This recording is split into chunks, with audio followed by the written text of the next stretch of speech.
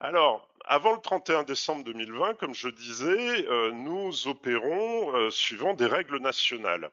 Et la classification des opérations est faite aujourd'hui suivant la finalité des opérations. Soit vous faites du loisir, ce qui inclut la compétition, vous êtes dans l'aéromodélisme, soit vous menez des expérimentations, et lorsque vous menez une autre activité que loisir ou expérimentation, vous relevez des activités particulières. Et donc, ça inclut toutes les activités professionnelles et commerciales. Euh, cette classification, eh bien, elle cesse d'exister au 31 décembre 2020.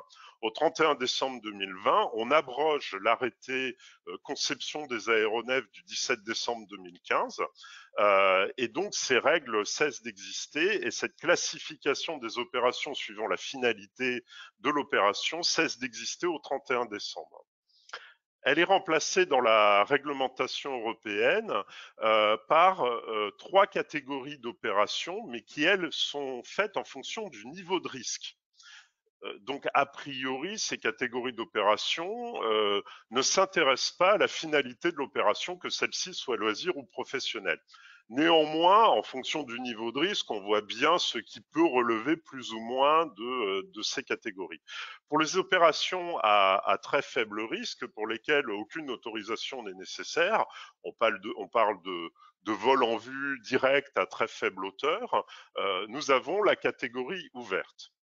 À l'autre extrémité du spectre, vous avez des opérations à risque très fort, comme du transport de personnes, du transport de fret en milieu urbain avec des gros drones.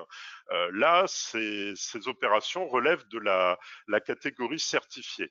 Et donc, on rejoint quelque chose qui est très connu dans la réglementation sur l'aéronautique habitée, avec un drone certifié, un exploitant certifié, des licences de télépilote qui sont adaptées.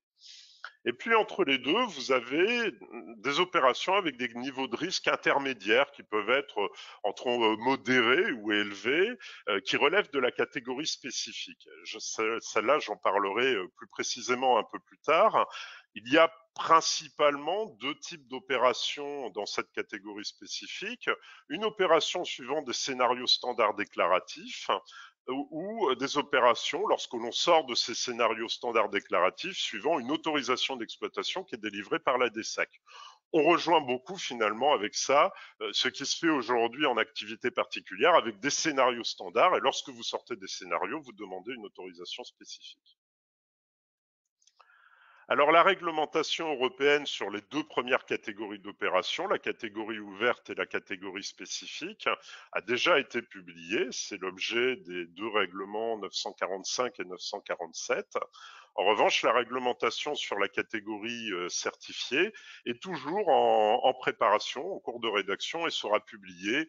Enfin, les premiers projets seront publiés pour consultation en 2021, suivant le calendrier de l'agence.